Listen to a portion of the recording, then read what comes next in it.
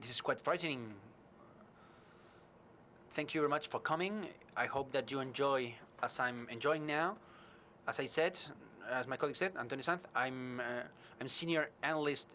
In some cases, I like to be a happiness manager. We make clients happy with debugging them with things. I work in the incident response and forensics. I'm a blue team guy. Quick question: who many of you are blue team? That's more and more blue people. That's great. What we're going to talk about? We're going to talk about bad guys. Bad guys are on fire. We are beginning March, and I already worked the whole month. Just in January and February, I had 3 months worked. So if you want to work in this sector, I need people to do these things. So send me your CVs. Here we have the usual suspects. We have the civil spies, Mr. Putin. But what I come to say here, because it's something that it's making me anger, it's ransomware. We have, since 2020 started, we have half dozen of big cases of ransomware, and all of them work the same way. And it's something which is quite annoying for me. Emotet, malicious mail, macro releases the memotet, and from that we have a combination of thick bots, gold strikes, and pites, etc. Everything is based on the bad guys are crawling around, crawling laterally, find an administrator credentials.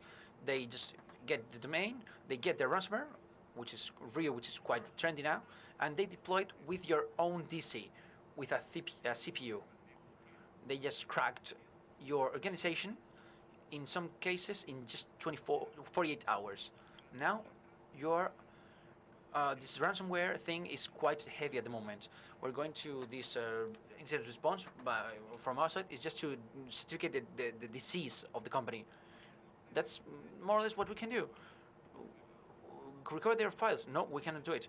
They have entered from here, so please cover those things. What can one tell with this stock? A series of measures so that this doesn't happen. Most companies that we had with these incidents of ransomware didn't have not even one of the things that I'm going to tell you. We haven't found any company that had all these things. It's true that I haven't found any company that has all these measures. So it's something that we are in the middle. What happens? What happens is that we are still, in many cases, anchored to the past of perimeter security. That is, many computing information system is like this cherry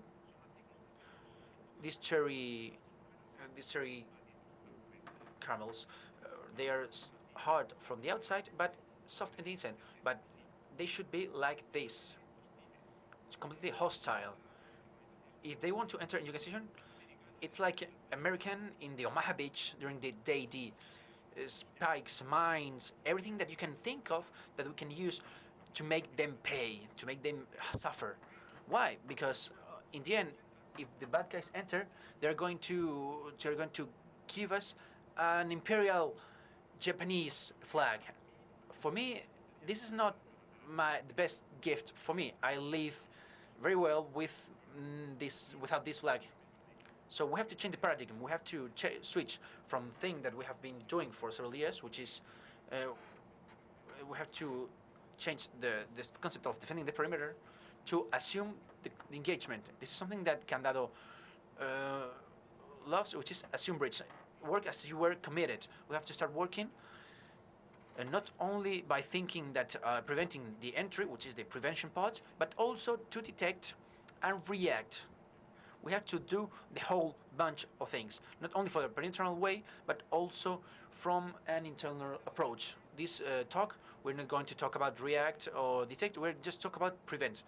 But we're going to talk from the prevent spectrum from an internal approach. The main goal is to prevent lateral movement. Actually, which is from a sentence from my chief and ideologist, is to deny, disrupt, and degrade. That is, block them, curse of action to attackers, disrupt the tools that they have been using, or degrade the progress of their enemies. Actually, what we want to do is to fuck their kill chain. That is to just blow their minds, make them difficult to advance. The essential objective is to elevate the cost for the attacker. Because in the end, the guys who run ransomware, why are they attacking you? Because of money. Because you have money. That's it, right? They don't care if it's you or the guy next to you. Of course they do. They don't care. Because if they have money, they will attack him too. So if we are able to make that an attack is cost ineffective, that is too expensive that they cannot do it, we're going to ruin their moral. It's not worth for them to attack us. That's our goal, to make them realize that they cannot give us this Japanese imperial flag. This is a serious a sentence from some years ago, which is that attackers have a budget, so we have to make them that the attack is not profitable.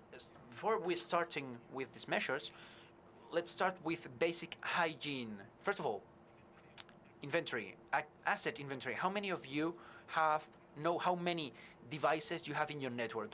Do you have a CMDB, a real CMDB? Is there any of you who have this? I want to ask some of you, because you're a brave man. First of all, how many? Secondly, where are they? Where are they placed? What are they? Are they inventoried correctly? What are they doing? And especially, who are their responsibles?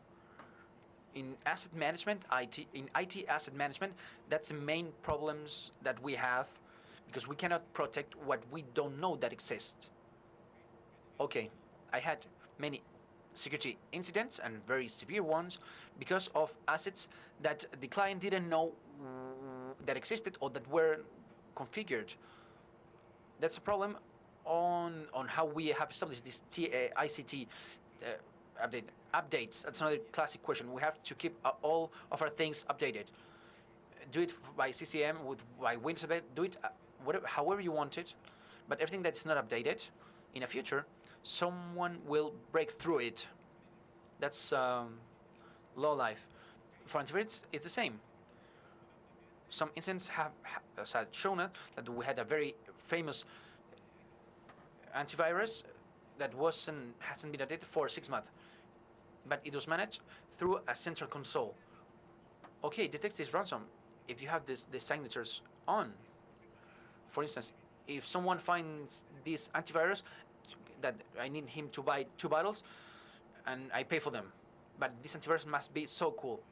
And finally, the final basic measure is control of traffic. We have to have a bouncer placed in our network, so he can say, okay, you can get in, okay, you don't get in, and also you get out or you don't get out. But also controlling and making a record. We have found in some incidents that when requesting the logs of the connections, I don't have that. They told us that they don't have that. So how can I know if they have been ciphered your exchange, or how can I find that connection or the malicious software that you have received? There are basic things, and I have to say it, they are very ungrateful. Here, the systems that is in charge of organizing this is a very ungrateful job. It's like a dirty job. You have to just break some stones. We have to support them as much as we can to keep all these under control. One of the big clients that I'm working with, we run the inventory. The other areas didn't want to or didn't or couldn't, so we said we did it, and we managed now, and we know, not 100%, but we know we have now a 90-something% of coverage about what we have, how we have it. So it's like coronavirus. If you don't wash your hands, don't get on the street. There are basic measures. They are difficult. Sometimes they take a lot of effort. They take many resources, but it's something that we need to do, because otherwise we wouldn't be able to cover the rest of it. Okay, let's begin with security measures. First of all, close the back door, and in our case, that means email. In all incidents, the entry point is the email. That is so. So, because this seems to be always forgotten, let's do a scientific experiment with you. I have a childhood trauma with Raman because he was the first person who threw my CV to my face. I sent it 20 years ago and he said, no, we don't need people like you. But now I'm going to say to send everybody an email from the RootedCon saying that Raman will pay you a hum. But what's inside is not malware, it's just sabotage. You've seen this film, haven't you, Boran? You do. This is the concept of Romankini. Do you want Roman's ham? You don't want it. So what can we do to avoid somebody from sending these emails? We have two possibilities. I like this one, SPF, Center Privacy Framework. It's something. Who is familiar with this? How many of you have it installed? Not bad. So it's very easy in the end. It's a twofold part. The organizations raise a DNS registry where they say, I authorize this dominion to send email in my name. And when I send an email to another person, it's mailed passerelle makes a request to my domain DNS with my list of authorized dominions, and it compares.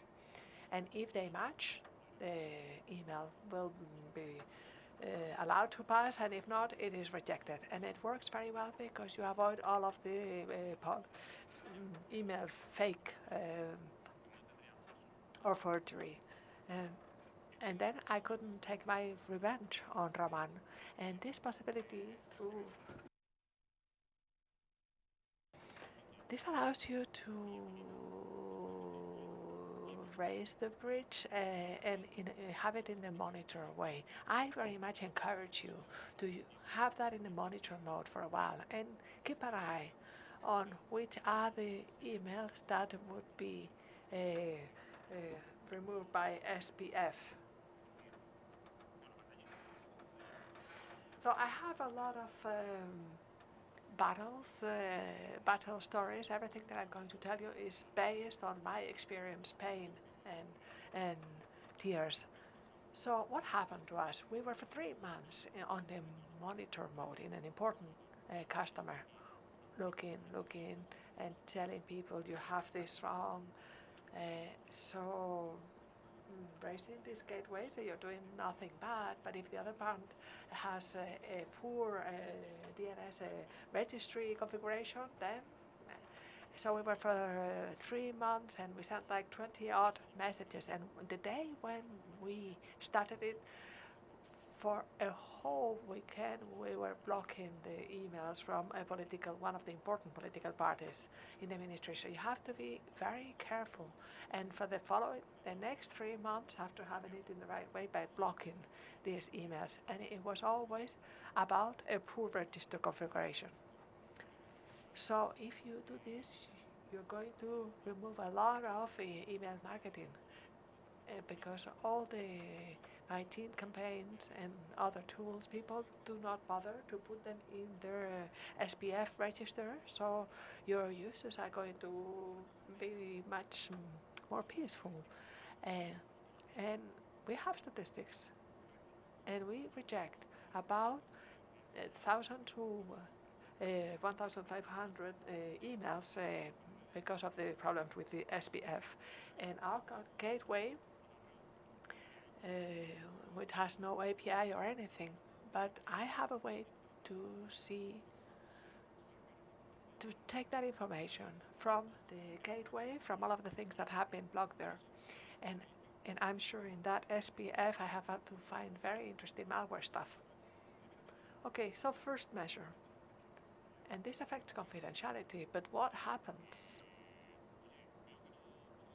I see I cannot send emails because SPF prevents me, but then I attacked integrity. I set up a man in the middle, so the message is not encrypted. We can receive the emails, modify them, and I sent the survey for rooted satisfaction. I said, you mankinis again. We don't want that either. You don't want mankinis, okay? So to guarantee integrity, we can use a different protocol, which is the domain keys identified mail, or DKIM. So when I send an email, my server, because this is transparent to the user, signs that message. Sometimes just the body, sometimes the body and the headers, and when it gets to destination, that makes the request for DNS. It collects that public key and verifies the signature. And if the message has not been manipulated, it goes in. And if not, then somebody has touched that message and it's discarded. So SPF is very robust, but the KIM is not so robust. Why? Well, it very often when you receive an email at the bottom, it says scanned by and the name of the random antivirus, or no spam scanned by. Well, that often is done after the fact, after the signing of the server, and that modifies the body of the message. Therefore, it breaks the KIM. So just as SPF, I encourage you to install the KIM. You have to deal with very carefully after a lot of tests. What's happened to me? I have actually lost 2 days of my life trying to debug the why on earth can I not receive the KIM emails from a ministry. Sometimes happens, sometimes it doesn't, sometimes everything comes in, and on some other days only half. I don't know if it doesn't, if this DKIM doesn't work with fat people, blonde people, or whatever. So I'm not able to find that way. But your experience might be different. But I have to advise you, first of all, to take care with it or test it first. What else? So the access is through email, and what comes in the email is a macro. It's usually a Word document with macros, something of this sort. When I'm a bit strange, but I look at this and I see evil, but people see click on me. They feel attracted to this and able to enable anything really. So in our game, any moment in which this yellow banner comes up, we've lost, because where we see evil, users see click on me.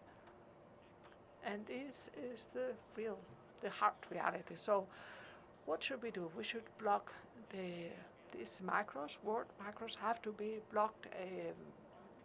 In any case, I have them blocked in 2 very important clients, and I collect indicators, and I pick up my indicators and give them to my colleagues, because I can sleep half well, because I know that this vector attack is covered.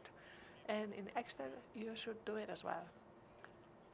But the emoted people would soon realize that the Word no longer have this effectiveness rate, and they're going to move on to Excel, and they're going to screw us. Because in Excel you cannot block macros, because people have done great stuff with the macros in an Excel, in a spreadsheet. They have set up things similar to RPs with Excel. I'm impressed. When I was at the university, we saw people who were just working in accountability or clerk work. They had set up wonderful spreadsheets, and we cannot take their macros away from them. So, because they would stop working. And something else. What else has macros in office stuff? Well, the PowerPoint. And people don't expect that to have a macro in a PowerPoint. But let's think about this.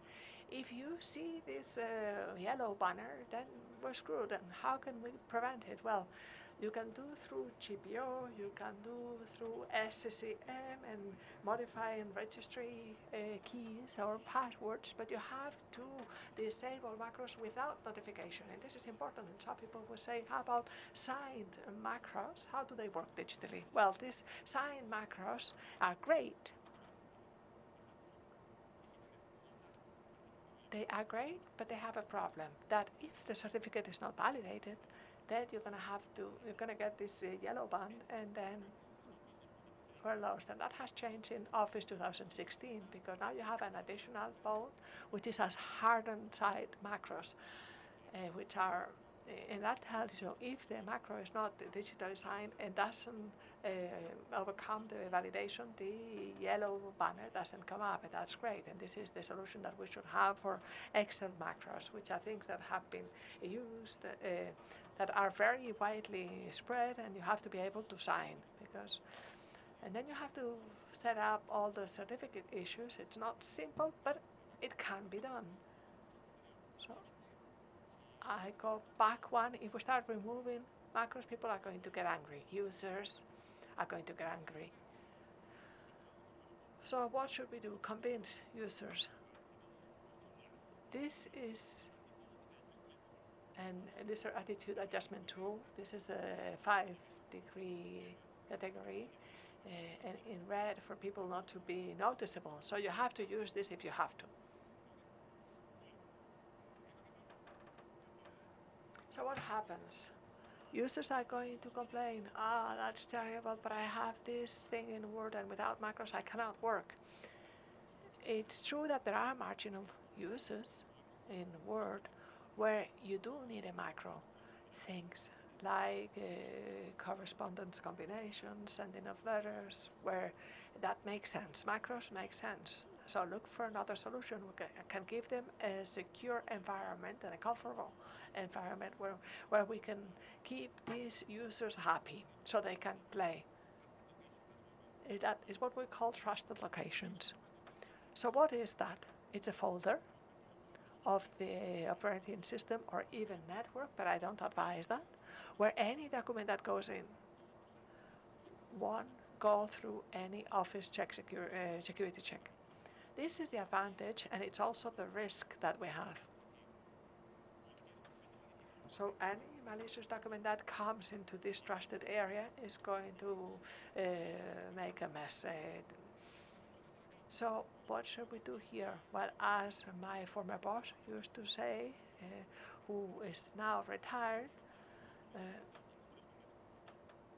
monitoring and compensating control. So these folders have to be monitorized properly, and as compensation controls, you need to have a security policy. So turn your organization into Waharism and apply Sharia. That is whoever fucking dares to put a document downloaded from internet within a trustable area and opens it up, is going to have his or her hands cut off. And we can monitor the new existence of files in this environment. This is a reasonably balanced or measure. We had a meeting with multi-area meeting with a customer, and we talked about blocking macros. 2 full minutes of people getting hysterical. I've been given a hard talking to, but this person is not that. This person was ready to burn my car, and I don't even have a car. So you do be careful with this because it's really tricky. So what else? Something else that the bad guys like is that the password for local admin is the same as in the other teams, because when they can escalate privileges, then automatically they can move laterally with 18,000 different tools throughout the whole network. So which is our countermeasure here? A solution so that the admin password is different. The local admin password solution. It's a Microsoft tool. It's not integrated in its system, but they support it. They say it works very well. And this is how it works for every account. User account, you have 2 hidden attributes in the Active Directory with the password not encrypted, and the last thing that was changed, the last time it was changed. And if there is a small DNN And each time you have to change that password every 24 hours, every week, every month. On its own, it changes the password. So it's a random change and it's stored, and what we get here, it's a GUI of this sort. What you introduce the computer name, and it tells you the current password, and you can go in through the GUI or PowerShell and work with complexity, rotation, etc. You can configure it at pleasure, but you're going to say, but then if the password is not encrypted, if the DC is compromised, then you're in trouble. But this has an impact, particularly in the CAU. The people in micro are going to be very angry with us because we're making their lives much harder. Why? Because very often people have to do remote assistance, and that's great. But in some cases, they have to go to the equipment next door or in the next city. So now with LAPS, they have to write down the password and go there. And LAPS is very good, but the programmer didn't take into account the situation in Windows, and they use that type of font. And what's the font? I know. You know which one I'm talking about, the ones in which the L's and the I's are confusing. So the CAU guy, if he's alone, if you made a mistake, if you have a colleague, you can ring and get it again. But if you do not have a colleague, then you have to go again to the next floor, next building, next city. And when we put that in that big client, I was very careful not to go alone through the fourth floor, because the four guys in the CAU could really beat me up if they saw me walking through alone. So if you do that, I recommend that you take a weapon with you. So I have this other thing besides the LAPS, which is quite useful to protect yourself from this type of situation. So what happens? This tool is fundamental because we are sort of starting things at the very beginning. We need to do this, deploy this. These are people, these dwarves are particularly tough guys that can resist very tough life, and so it's quite advisable to use. But once you have installed it, you have to verify. There's a tool which is not a Microsoft tool, which is the Dirk unit, which revises the Active Directory looking for these users that have over privileges and that can actually read these hidden attributes. And it's important to run that afterwards. So how do we negotiate this with the CAU? Well, what we did was telling them we're going to have these passwords, not 18 characters, but only 10. It's complex, and we want Windows 10.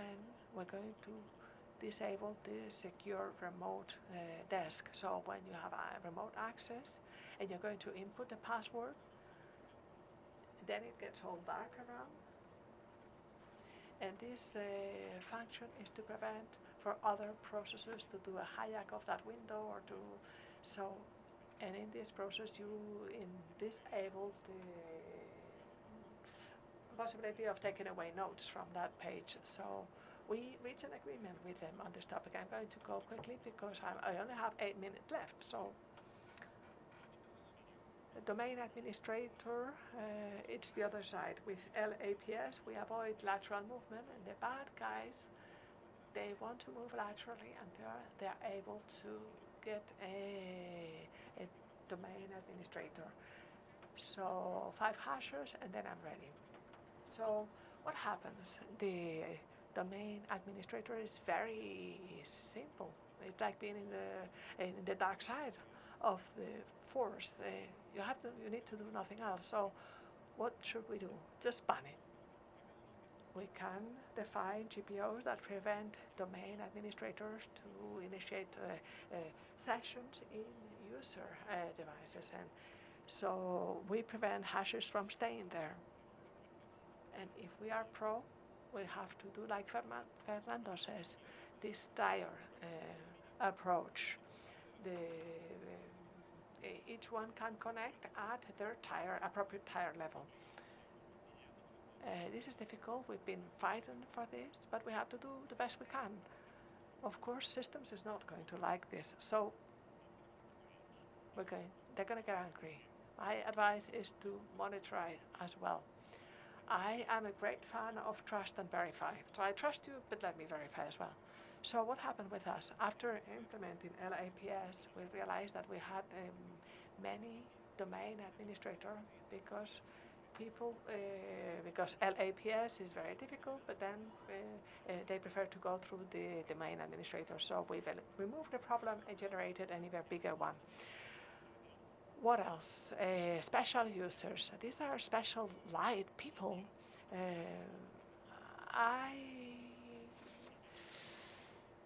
Let's call them Teletubbies, although I would gladly give them a different name that I cannot use in public. So these are sort of people at the top who, for whatever reason, need special privileges. And they want the developers the things because they have to set up servers, and these are like sort of drunken kids with fire weapons. This one with the glasses is going to be a developer in the future, no doubt. So the solution, there's a tool called Make Me Admin. How does it work? Well, it's very simple. You can install it.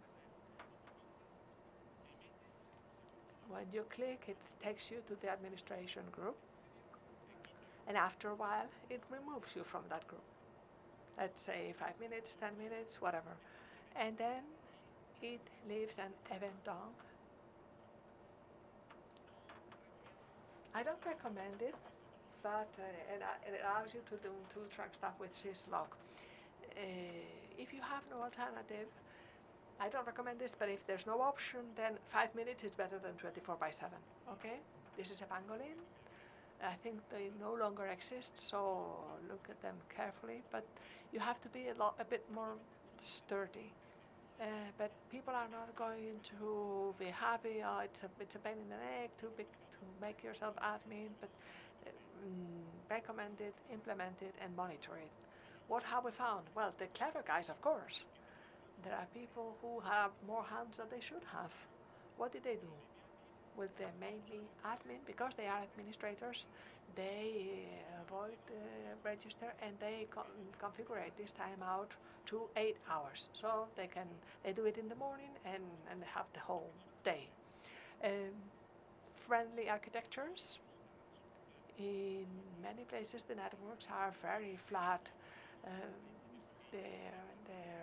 There are places where the IT and OT are on the same network. You have really highways. And the bad guys just love this.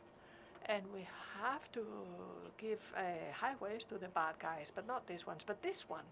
Highways to hell, that's what they need. So the solution is network segregation.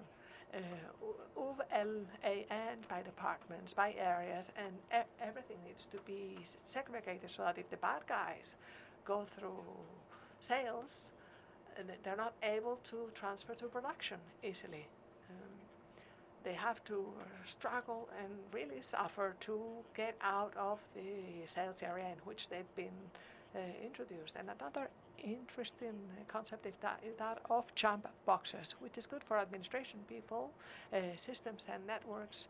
We have a lot of servers over here, a lot of users over here, and rather than having to say that user 1 is connected to this and this and 2 to this and this, we have a team in the middle or equipment in the middle and say by firewall and systems, these servers only accept requests from this team, from this equipment, and the other way around. So there is a control point, which is an equipment that you can have bastion as it should be, and allows you to control access from one place to the next. This is very interesting. And if you're a pro, as Fernando was saying just a while ago, PAW, completely different stations that are not connected to the internet, and they are just there to administer. And the good Microsoft practices says that in organization have more than 5 domain administrators, but 5 computers, somebody can afford them. They don't have to be super powerful. Anything goes, because you're just going to use it to set up a console, and that's it.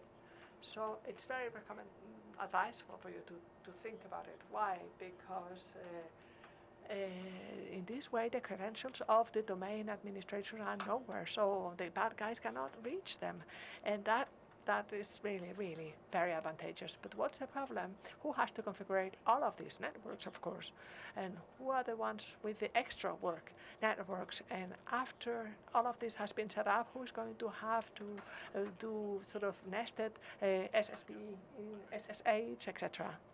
networks? So now the users are angry, the CIU is angry, systems is angry, and now we have systems, we have networks angry. So you can say, we are security. We didn't come here to make friends. We are the bad guys. You cannot do this, you cannot do that. But really, now I remove my technical hat and I put on my manager hat, and we really need to work with the other areas. We need to get along with them. We need to have a good feeling with them, so that every time we go to talk to them, they shouldn't be just trying to close the door on our face. If we're always bothering them, we're going to achieve goals in the short term, but in the long term it's going to be negative. I really like this philosophy that we are all in the same team. We have to get along. So what should we do? We have to negotiate. We can be Nazis, we can do, but it's very important that we are able to establish a number of red lines and things that we can do. And the Pareto principle, that 20% of effort gets you 80% of result. And if you get 80% and people are happy, rather than get 100% now and then have people sort of shuffle their feet later on. So I really want to defend here the position of all of our colleagues in all other departments. We should all try to get along well, because that's how this is going to work. We have to negotiate. And then I have a dirty trick. Then I have another trick, which is music calms the beasts, but sweets treats too. It's not a joke. My colleague and we have the habit of, when we start asking many people to networks, we go with a basket of pies, and with a piece of pastry before you, it's easier to get what you want. So just an example, I want to ask you a question. Is there someone here whose main job is not security, which is networks or something? Okay, so you're the closest one, so you're going to please accept this is your honorary pastry. Thank you very much.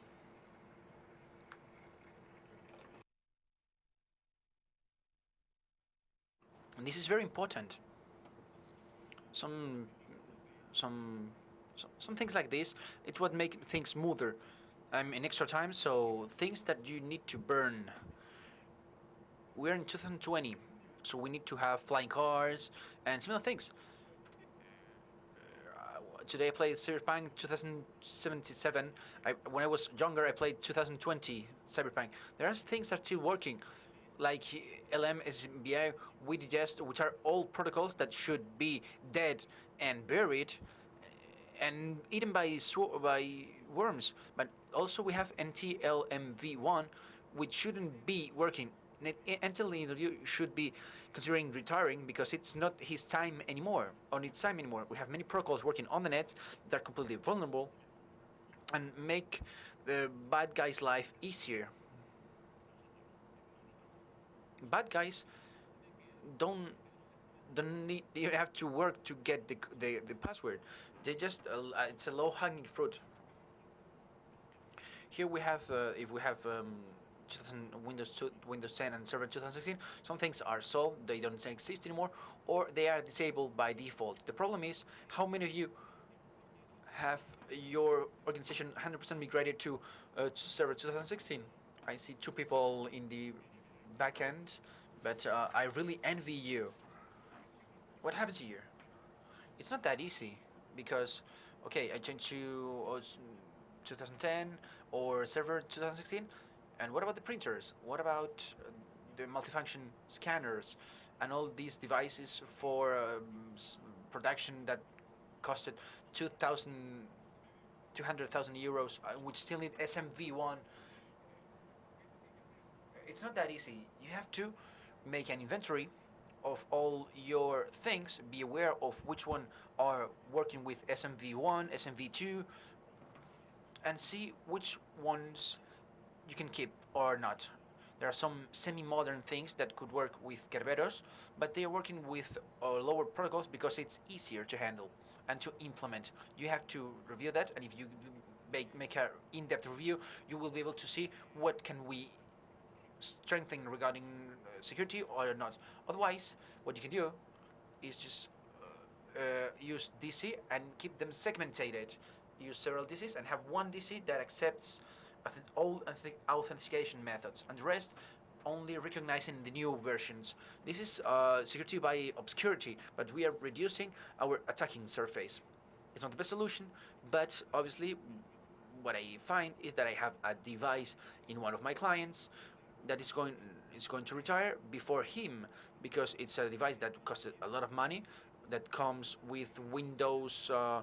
The control machine had Windows 98, so it's quite old. And if it's still working, and if it still works, and it costs a lot of money, that will stay there forever. So we have to live with that. What we said before. What's one thing about your organization if you are moving to Windows? Domain controller. You have to take care of yourself. You have to love yourself. Because what happens if you don't give love to your DC? If you don't give love to him, someone else will give it. And if someone gives love to your DC and it's not you, what will you receive? An imperial Japanese flag.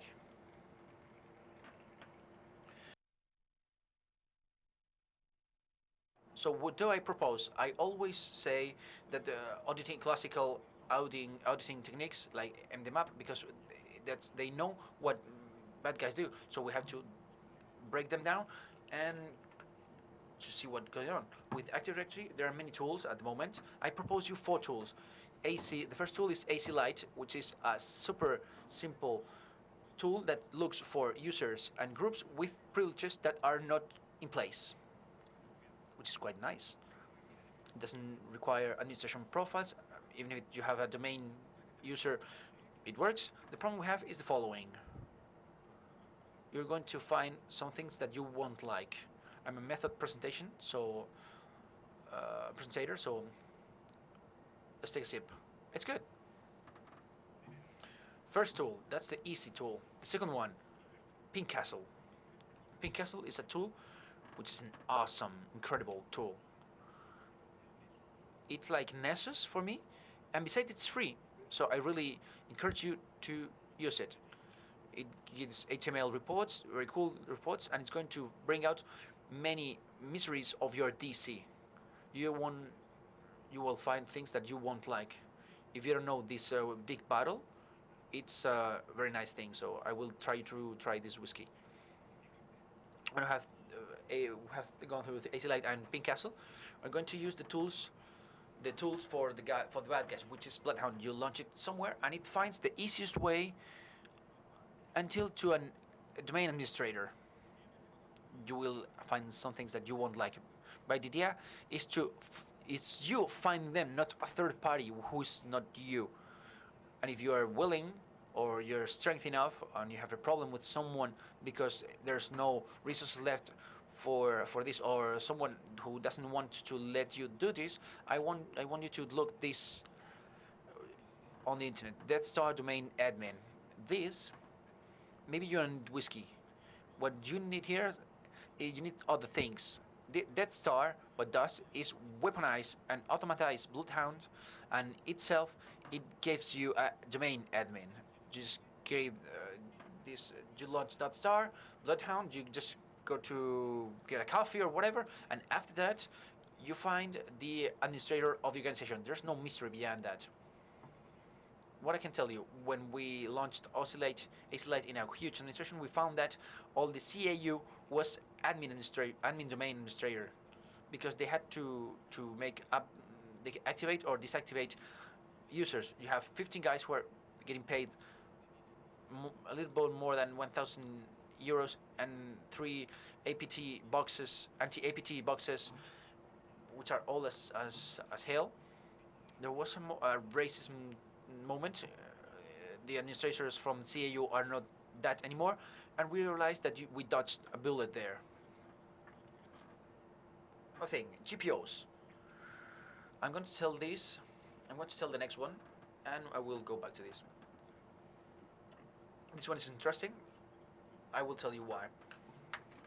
In the end, when you had the ransom, backups are what's going to save our ass. So when the J day comes, that's the only thing that will help us. If your backup machine with a great backup every hour is on domain, and your ransom is launched with GPO to all your domain, all the machines go to hell, the servers go to hell, and your backups go to hell. But it doesn't matter, because I have a tape and disk backup. Okay, are your dates, your tapes are within the robot, right? So it's not the first case that the bad guys are bad guys. There are two types of bad guys: the dirty and quick bad guys, which will going to launch the ransom and that's it, and they won't worry about backups. And then we have the professional bad guys who take their time, and once they get the DC, they know that there's a backup. They get the backup and they break it. If the tapes are in the robot, they can tell it to break or to corrupt or whatever. So the only tapes that are valid are the ones that are out of the robot and in the ignifugus, fire resistant closet, and all the tapes that cannot be rewritten. Everything else can be broken. But always keep in mind the worst case scenario: the copies in the cloud, in servers, in tapes, and you keep the tapes out of the machine. Also, that you have protocols that are not visible from Windows. For instance, I have other clients who have machines, the backup machines, and people in backup in a Windows machine, but they have the disk mounted by Thibert channel, and it's not seen as a unit. So if you load a ransom, it will load it with the agent. But what you do is you install another machine and you reconnect to the server channel, to the cabin, and you just have it working again. What's the matter with this? From an incident from by the end of last year, I just thought about saying something to a client, and what happened if, and we have more than 5 minutes which lasts more than 3 hours for a public administration, and we're remaking their continuity business plan. And right now, how it's assembled, their backup is adjusted to their initial goal in backup, which is protecting you from disasters, failures, or whatever. Not because the attacker is going to just break your backups. We are reorganizing it to make it more resistant. Now I'm going to go back to the previous case, which is the GPOs. What have we achieved with this client? As an intermediate solution, because other places, backup is done through Windows machines, and there's no other way to do it. So we asked the Microsoft people, and we told them, okay, it's very difficult for me to have these machines in domain because GPO breaks and everything falls down. So let's consider something else. If the bad guys using GPOs to create ransom, let's just remove it. We are not going to remove them actually, but we're going to ignore them. Windows has a service which is GPO client. It's a Windows service that you can disable. If you disable that, those machines won't accept GPOs. Fernando is looking at me like this is not fine. You just cover a bit with this. The idea is that if those machines have a foot in the domain, a foot outside, and you get a protection level which is reasonable, additional to what you already have. Here, actually, you are covering a little bit. What happens? That machines cannot be administered by GPS. It has to be by SCCM or other ways.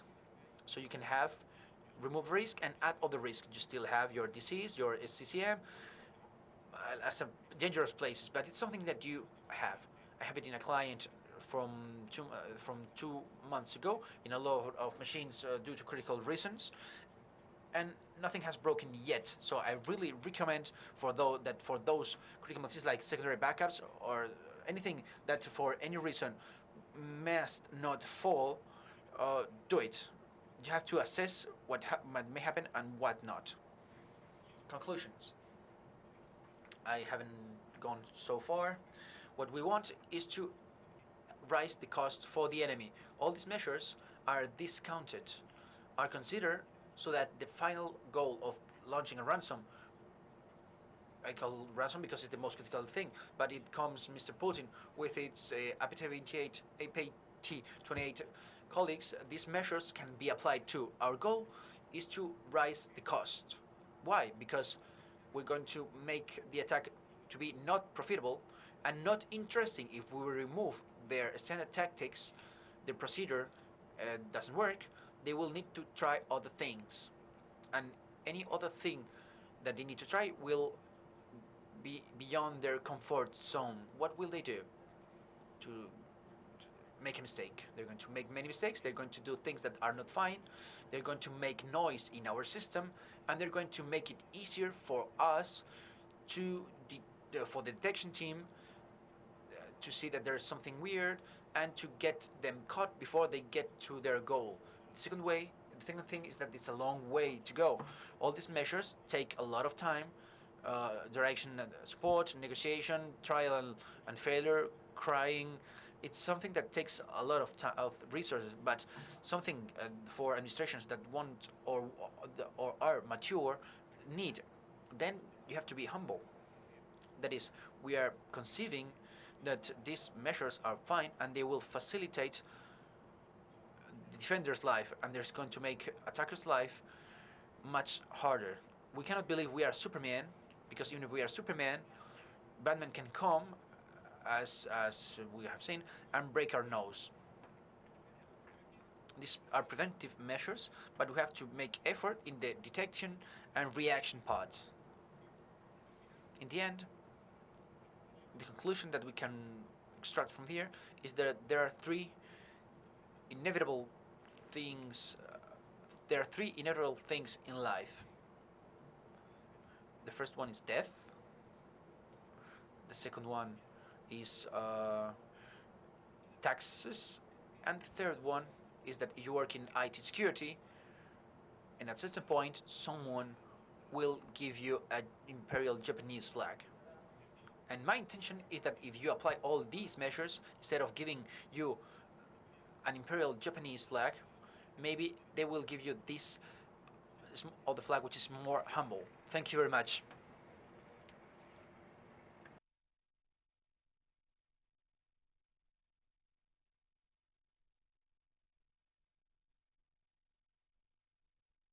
Questions? Any question? Do you have any question? They are flipping out. Thank you very much.